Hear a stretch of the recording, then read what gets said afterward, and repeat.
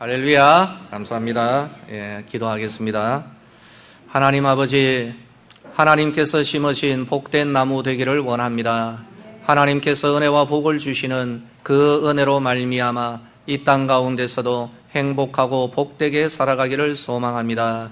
이 시간 저희들 하나님 말씀에 귀를 기울이고자 합니다. 잘 알아들을 수 있고 이해가 되게 하여 주시고 이 말씀이 우리 모두에게 큰 은혜가 되게 하여 주시옵소서. 예수님의 이름으로 기도드리옵나이다. 아멘. 할렐루야.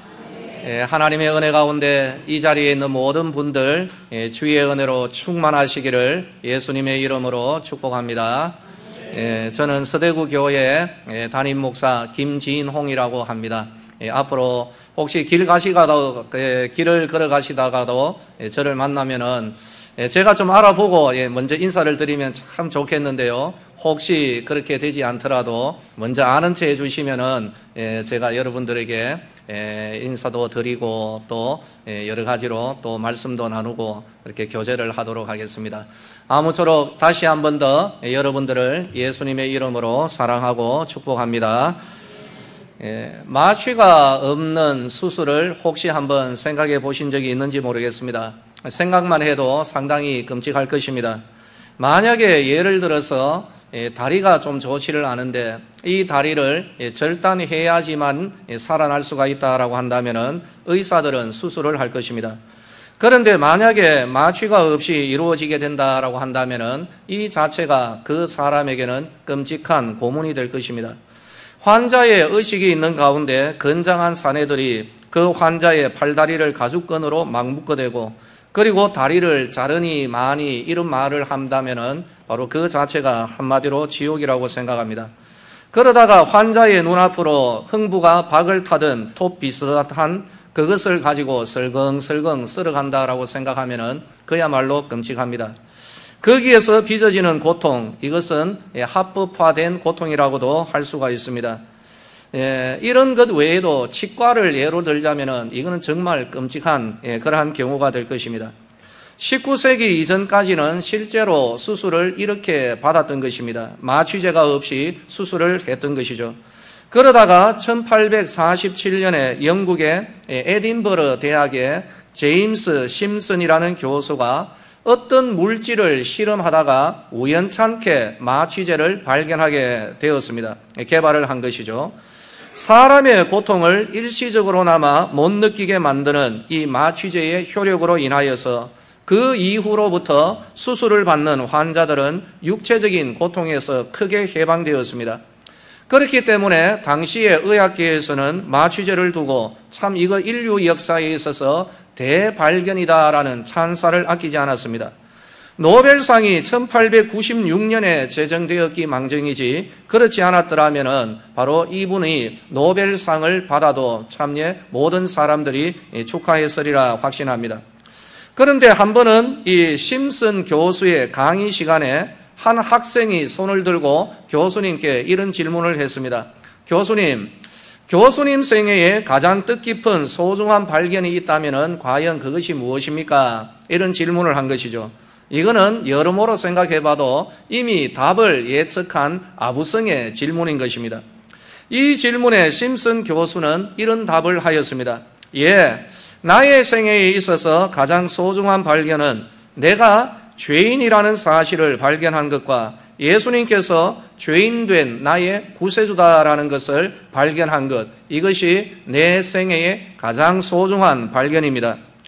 이 대답은 모든 사람들의 예상을 비껴간 대답입니다. 하지만 그의 답은 가장 소중하고 위대한 발견, 그것은 내가 오직 예수님을 알게 된 것입니다라는 그러한 신앙의 고백인 것이죠. 과연 이분에게 예수님은 어떤 분이셨을까요? 그래서 모든 사람들이 예상하였던 그 답이었던 마취제, 내가 마취제를 개발한 것입니다. 이런 답이 아니라 인류의 극한 고통에서 구제한 그 위대한 발견, 이것이 아니라 예수님을 두고 바로 이런 고백, 내가 예수님을 발견한 것이 내 생애의 가장 소중한 위대한 발견입니다. 그렇게 답을 했을까요? 다시 한번 생각해 봅니다. 예수님은 과연 어떠한 분이실까?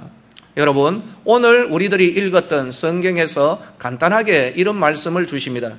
예수님은 길이다라는 거죠. 그러면 어떤 길일까요? 예수님은 진리의 길이고 생명의 길인 줄로 믿으시기를 예수님의 이름으로 축복합니다. 이 세상의 역사와 문화에서 세계 4대 성인을 꼽고 있습니다. 석가와 공자, 소크라테스, 그리고 예수님, 이 4대 성인이라고들 이야기를 하죠. 그런데 예수님을 제외한 석가, 공자, 소크라테스, 이들 3명의 성인들은 길을 찾는 사람들이었다라고 그렇게 저는 평가를 합니다. 길을 찾는다라는 의미는 돌을 닦는다라는 의미입니다. 여러분, 길도자 아니겠습니까? 그래서 돌을 닦는 분들을 가리켜서 도사라고 말합니다. 도사는 길을 찾는 그런 사람이겠죠. 길을 발견하는 그런 사람들을 가리켜서 도사님이라고 이야기를 합니다. 석가는 보리수 나무 아래에서 길을 찾았습니다. 돌을 닦았던 것이죠. 공자와 소크라테스는 인간의 삶 가운데서 마땅히 걸어가야 할 그 길을 찾았던 사람들입니다. 그런데 이들 모두는 길을 찾았던 사람이죠. 그러나 그들이 길은 아니었다라고 평가를 하는 것입니다.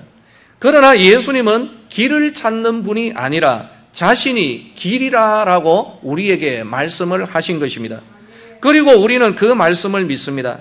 그러므로 예수님을 믿는 사람들은 예수님 안에서 진리의 길, 생명의 길을 오늘도 걸어가고 있는 자들, 이러한 사람들이 바로 예수님을 믿는 자들입니다. 이 세상에는 참 많은 길들이 있습니다. 그런데 이렇게 많은 길을 두고 때로는 길을 잃어버릴 때가 한두 번이 아니죠. 실제로 바로 이러한 일들이 우리들 삶 가운데 있습니다. 눈에 보이는 길만 아니라 때때로 삶 가운데서 이런 말을 합니다. 아유, 내가 어떻게 살아야 할지 모르겠다. 길을 잃어버렸다는 뜻입니다. 정말 앞이 캄캄할 때 이런 말을 하곤 합니다. 길이 없다. 길을 모르겠다. 길을 못 찾겠다. 길이 보이지 않는다. 망망하다. 때로는 이런 말도 하죠. 내가 참 헛된 길을 걸어왔다. 길을 잘못 들었다. 사랑하는 자녀들에게는 이렇게 말합니다. 길을 잘못 들면 안 된다. 이것이 바로 우리들이 흔히들 쓰고 있는 그러한 표현입니다. 그렇다면 제가 오늘 우리 모두에게 이런 질문을 한번 던져보고 싶습니다. 여러분들은 지금 길을 잘 찾아가고 계시는지 한번 스스로 한번 생각해 보시기를 바랍니다. 지금 현재 우리는 그 어떤 길이든지 길을 걸어가고 있는 사람들입니다. 과연 어떤 마음으로 길을 걸어가고 있고 그리고 나의 이 길 끝에는 무엇이 기다리고 있는지 이것을 생각해 보아야 할 것입니다. 혹시 아직까지 길을 찾지 못한 채 그냥 방황하듯이 살아가시는 분들에게 저는 오늘 우리가 반드시 걸어야 하는 길이 되시는 예수님을 간단하게 좀 소개해 드리고자 합니다. 많은 사람들이 참으로 헛된 길을 걸어가는 모습을 우리는 보고 있습니다. 독일의 문학가 헤르만 헤세라는 사람이 있습니다. 그가 쓴 책 가운데 크눌프, 삶으로부터의 3가지 이야기, 그러한 제목의 소설이 있습니다. 주인공 크눌프는 젊은 시절에 유흥과 방랑으로 인생을 낭비해버립니다. 그리고 스스로 생각합니다. 이게 정말 멋있는 인생이야. 그렇게 스스로 생각하며 그 삶을 살아갑니다. 그래서 그렇게 막 살아갔던 것이죠. 젊은 시절에는 상당히 좋았을 겁니다. 아주 힘도 넘쳐 흐르고 어디를 가도 다 환영을 해주니까 그렇게 나름대로의 멋진 삶을 살아갔다라고 생각했을 것입니다. 하지만 결국에 크눌프는 노인이 됩니다. 세월의 흐름 앞에 장사가 없는 것이죠. 눈 덮인 산 속에서 이렇게 절규를 합니다. 젊음은 결코 충동적인 낭만만은 아니다. 이렇게 절규하며 그 눈 덮인 산 속에서 죽어가는 그 모습을 소설에서 그리고 있습니다. 뒤늦게 후회는 했습니다마는 그때는 이미 남아있는 길이 굉장히 짧습니다. 그래서 돌이킬 수 있는 그러한 길이 그에게는 보이지를 않았던 것이죠. 제 주변의 이야기입니다. 그분의 집에 제가 한번 들렸던 기억이 있습니다. 한 번이 아니죠. 여러 번 들렸습니다. 냄새가 들어가니까 퀴퀴한 냄새가 납니다. 쪽방이죠. 눈에 들어오는 몇몇 빛바랜 사진들이 제 눈에 들어왔습니다. 그때 연세가 이미 80이 가까운 노인네였습니다. 그분의 과거 추억이 담긴 그러한 장면들, 몇몇 빛바랜 사진들을 제가 보았습니다. 그러니까 자세히 보니까 한마디로 젊은 시절 멋 좀 부렸던 그런 과거를 거기에다가 담아 놓은 것이죠. 넘치는 그 멋을 가지고 일부 다른 자기 아내가 아니라 다른 여인네들에게 과시하면서 살아갔습니다. 그러다 보니까 가정은 일찌감치 깨어져 버린 것이죠. 언제나 그분은 남의 편만을 드는 그러한 남편이었던 것입니다. 아이들은 돌보지 않았던 비정한 아버지죠. 이제는 늙고 병이 들어서 귀퀴한 냄새만 나는 그 쪽방 안에서 정부 보조금에 의지하여 살아갈 수밖에 없는 그러한 분이었습니다. 너무나도 딱하였습니다. 이제는 병들고 어찌할 수 없는 그런 상황이 되어서 언젠가는 제가 주민센터를 통하여서 혹시나 자제분들이라도 있으면 한번 찾아봐야 되겠다라고 해서 노력을 해봤습니다. 주민센터에서는 저에게 직접 전화번호를 주지는 않았습니다. 자기들이 연락하고 혹시나 마음이 열리면은 목사님께 전화 드리도록 그렇게 하도록 하겠습니다. 그러한 조치였습니다. 그런데 연락이 없었습니다. 다시 가서 물어보니까 돌아오는 답변, 자제분들은 계시는데 그 자제분들의 답변은 그냥 일을 가는 것, 이것이었습니다. 2번 다시 연락하지 말라, 바로 이것이 그들의 답변이었던 것이죠.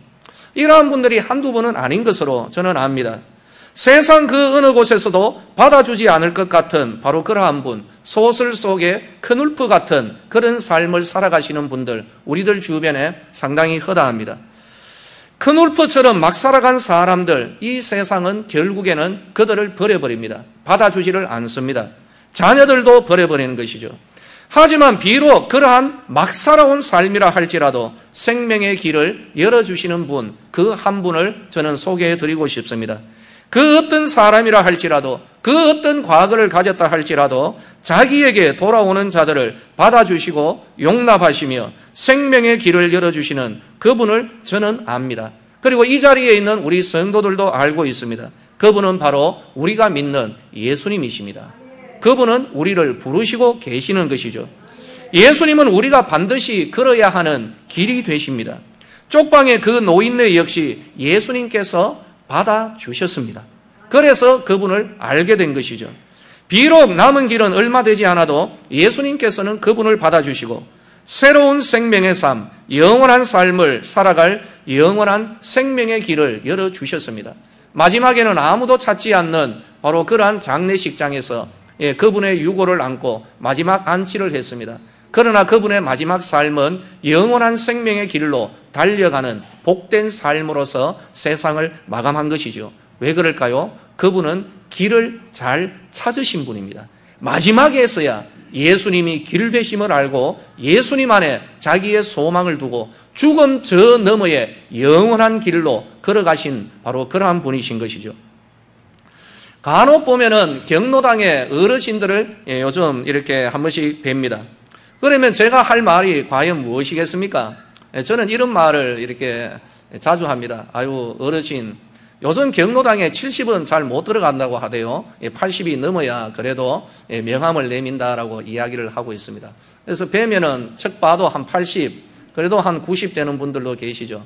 저는 늘 이런 말씀을 합니다. 아유, 할머니, 할아버지, 제가 뵈니까 오래 못 사실 것 같습니다. 오래 사셔봐야 한 40 정도 사시겠습니까? 뭐 앞으로 남은 기간이 40년밖에 안 남은 것 같습니다 라고 하면은 참 좋아하시더라고요. 아이고 내가 빨리 죽어야지 라고 하면서도 그러면서도 아이고 뭐 어디 좋은 보약 없나 라고 그렇게 늘 챙기시는 분들이 우리들의 어르신들입니다. 여러분, 우리 자제되시는 분들은 이거 무시하면 안 됩니다. 어디에 저기 관광 가실 때 부모님들 가서 쓸데없는 거 보약 이거 사가지고 오지 마세요. 그런 말씀 하지 마시고 차라리 여윳돈을 조금 들이셔서 몸에 좋게 생각하는 거 하나 가지고 오세요. 여러분, 이게 효도입니다. 그죠? 어쨌든 경로당에 제가 방문을 하면은 먼저 서로 간에 이렇게 먹먹함, 이렇게 어색함을 깨뜨려야 되기 때문에 이런 말씀으로 다가가죠. 앞으로 뭐 오래 살아봐야 한 40년 정도 되겠습니다라고 하면은 좋아가지고 아이고 제 손을 붙잡고 이렇게 이제 이야기가 시작이 되는 것이죠. 근데 이제 그분께서 제가 이렇게 한두 마디 말씀을 드리면은 이런 말씀을 하십니다. 내가 이제 나이가 80이고 90인데 에이, 봐라. 그러면 제가 목사라도 뭐 아들 같고 이제 손자 같은 그런 분 아닙니까? 말은 이제 들었다 놨다 합니다. 얼마나 좋습니까? 구수하게 그렇게 말씀을 해주시니까. 근데 결론은 이런 말씀을 하시죠. 아이고, 내가 금세 믿어가 금세 천국 가겠냐? 사실 날이 얼마 안 남았으니까. 그래서 이런 말씀을 하는 거죠. 그래서 저는 이런 말씀을 드립니다. 할머니, 할아버지, 금세 믿어도 금세 가십니다. 라고 하는 게 또 좋아가지고, 그래, 갈 수 있겠나? 라고 이렇게 말씀들을 하고 계시죠.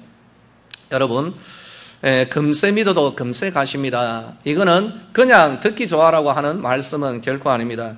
저는 이 말에 증거들을 참 많이 가지고 있습니다. 지금 이 자리에 앉아있는 우리 교회 성도님들이 그 증인이 되십니다. 참 많은 경험들을 가지고 있는 것이죠. 간혹 우리 성도님들의 부모님 가운데 임종을 앞두고 방문을 할 때가 있습니다. 평생, 70평생, 80평생 예수님을 믿지 않다가 돌아가시 직전에 그 상태에 그때에 방문을 하죠. 삶의 마지막 순간에 그분의 손을 잡고 의사소통은 되지를 않으니까요. 그래도 말씀은 뭐 하신다 할지라도 손으로 여러모로 반응은 하실 수가 있습니다. 그래서 마지막에 이제 이 세상을 떠나기 바로 직전이죠. 그때에 예수님을 전하고 지금이라도 예수님을 영접하면은 이제 이후로 영원한 길을 걸으셔야 되는데 바로 여기에 천국의 은혜가 주어집니다. 이러한 내용으로 말씀을 전합니다. 그리고 난 이후에 이제 신앙 고백을 들어야 되는 거죠. 말씀은 못 하시니까 제가 대신해서 말씀합니다. 할아버지, 할머니, 예수님이 하나님의 아들 되심을 믿으시면은, 믿겨지면은 제 손을 꼭 붙잡으세요. 라고 하면은 손을 얼마나 세게 잡는지, 마지막에 그 모든 순간에 호흡과 힘을 다 모아가지고 제 손을 꽉 잡습니다. 그때 저도 참 가슴이 점입니다. 그리고 이런저런 질문을 다 던지는 것이죠. 그때마다 손을 꽉꽉 잡으면서 어떤 분은 평생에 여러분 이 사회에서 해악이다라고 하는 이 사이비에 빠져 계셨던 그런 분도 마지막 순간에 손을 꽉 잡으면서 그렇게 신앙의 고백을 하는 거죠. 여러분 80평생 사시다가 마지막 5분 동안에 생명의 길 되신 예수님을 전할 때 그 길을 발견하고 그 길로 가시는 분들이 우리들 주변에 참 많습니다. 이 자리에도 그 증거 되시는 우리 성도님들이 이 자리에 많이 계십니다. 그렇게 해서 그분들은 그 마지막 순간에 예수님을 알고 예수님의 그 길을 걸으시며 은혜 가운데 평온하게 예수님 품에 안기셨던 것이죠. 천국으로 그렇게 보내드리신 분들이 참 많이 있습니다. 사람들은 죽음이 끝이다라고들 이야기합니다. 이 말은 더 이상 갈 길이 없다라는 막다른 곳이다라는 그런 의미가 될 것입니다. 하지만 그 종착지인 죽음 너머에 영원의 길이 있다는 사실을 아셔야 되는 것이죠. 이 자리에 우리 어르신 분들이 참 많이 계십니다. 근데 여기 계시는 우리 어르신들께 이렇게 한번 물어보고 싶습니다. 지금 육체의 나이 말고 그 안에 소년이 한 명 있으리라 생각합니다. 그래서 물어보면은 아이고 지금 마음의 나이는 한 몇 살 정도 됩니까? 라고 하면은 거의 대부분 아직까지 젊어 20, 30 심지어 좀 심한 분은 나는 아직까지 10대야 라고 그렇게 말씀하는 분이 있죠. 이 말의 의미는 굉장히 깊은 의미를 가지고 있습니다. 우리의 육신은 나이가 들어서 점점 쇠퇴하여도 우리의 영혼, 우리의 마음은 늙지 않습니다. 여러분, 우리가 이 세상을 떠난다라고 할 때 기능이 다하는 것은 우리의 육체이지 우리의 영혼은 죽지 않습니다. 죽음의 그 순간에도 우리의 영혼은 정말 생생하게 정신은 온전하고요. 그렇게 표현이 안 될 따름이지 우리의 영혼은 죽지 않고 우리의 영혼은 바로 두 가지의 길이 있는 것이죠. 그러므로 영원한 길이 죽음 너머에 있다라는 사실을 오늘 우리는 준엄하게 받아들이셔야 되는 것입니다. 사람은 육체의 기능은 다 하지만 우리 이 육체 안에 있는 영혼은 안 죽습니다. 이것이 우리에게 참 귀한 교훈이 되어야 하는 것이죠. 그러므로 생의 마지막 순간에서 영원한 생명의 길을 발견하고 내가 금세 믿어도 금세 가겠나?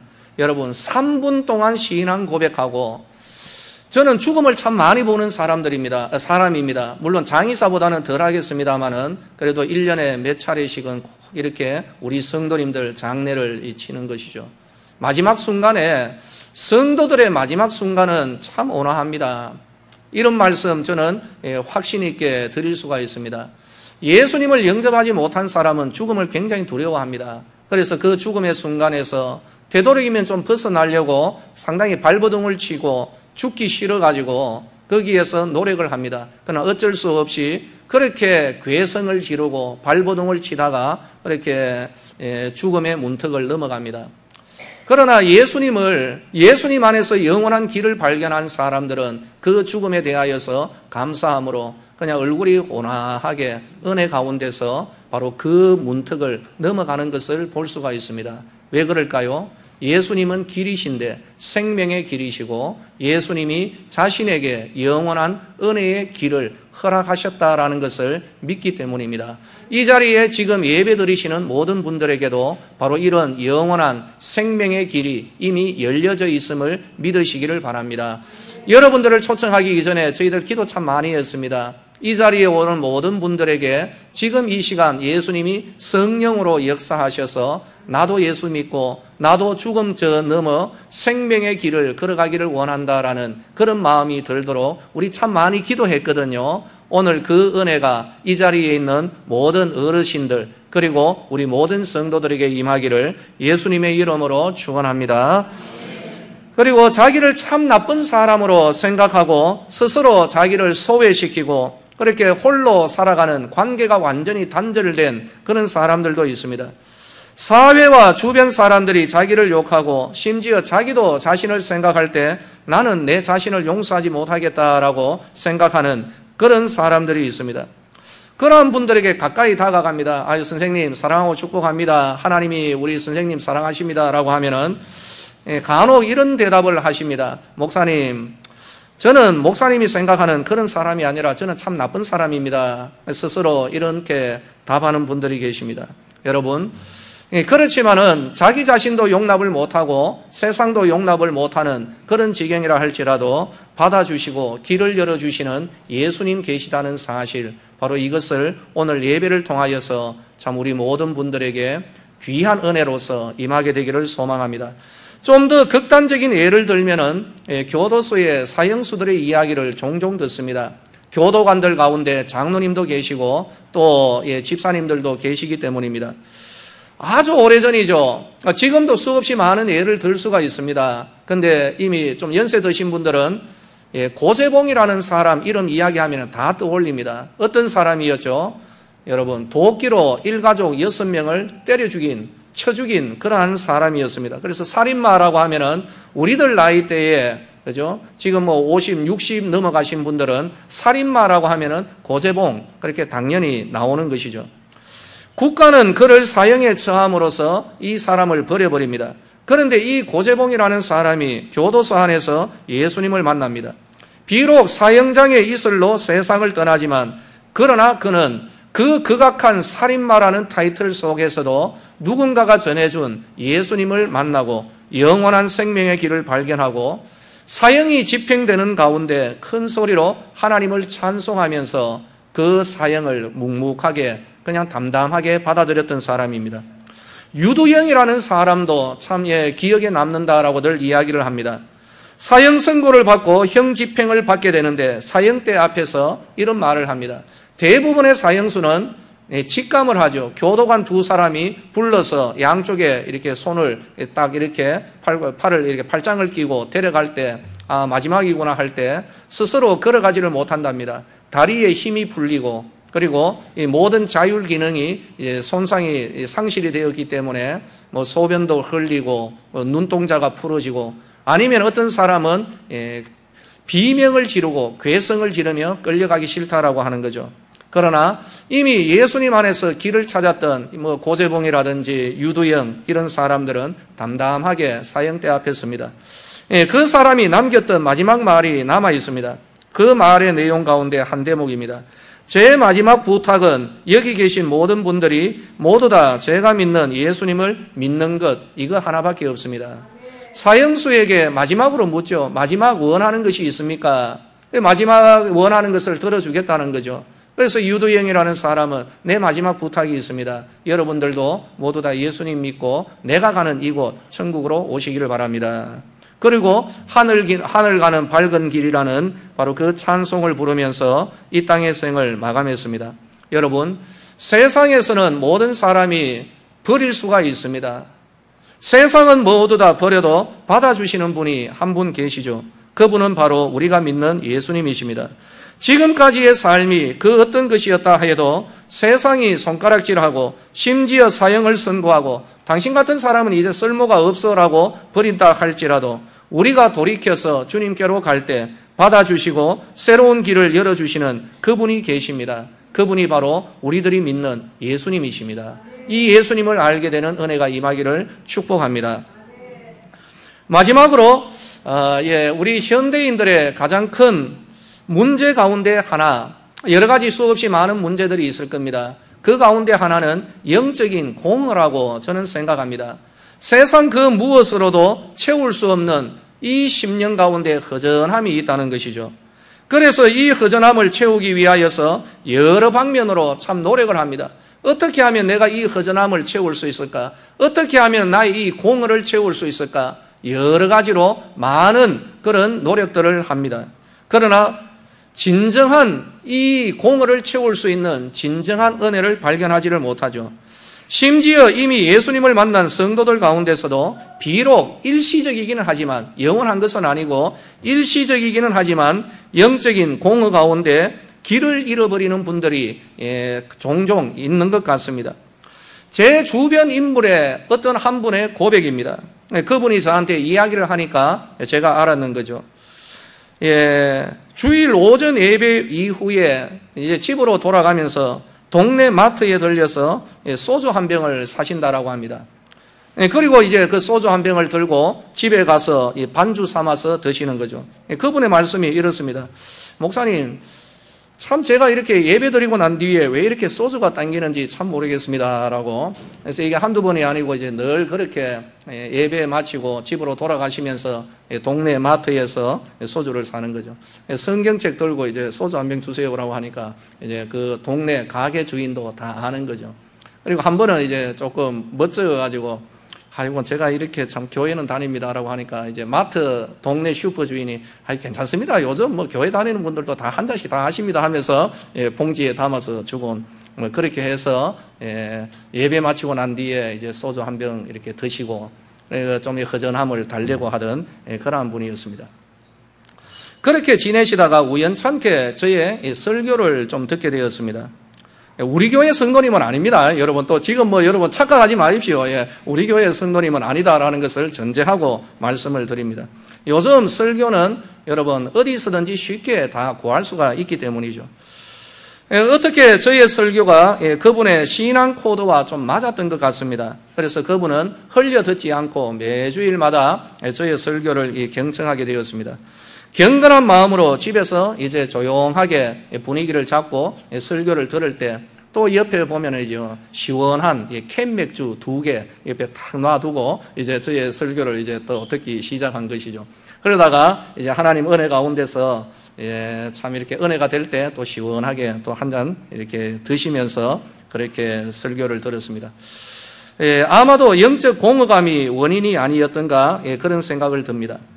그런데 그 가운데 이 말씀을 통하여서 성령님의 역사가 시작이 된 것이죠. 마음을 거룩하게 구별하고 그러던 가운데 시간은 조금 이렇게 세월이 좀 걸렸습니다. 한두 달이 아니고 1년, 2년 뭐 이렇게 좀 시간은 좀 걸렸던 것이죠. 마음을 하나님 앞에서 거룩하게 구별하고 그러는 가운데 소주와 캔 맥주를 떠나보내게 되었습니다. 온전히 말씀을 사모하는 심령으로 하나님의 은혜를 구하며 나아가기 시작한 것이죠. 그런 갈급한 심령 가운데 성령님의 역사가 나타나기 시작했습니다. 급격하지는 않았지만은 지금은 굉장히 변화된 모습으로 그 영적 공허를 채우고 은혜 가운데 잘 지내고 있습니다.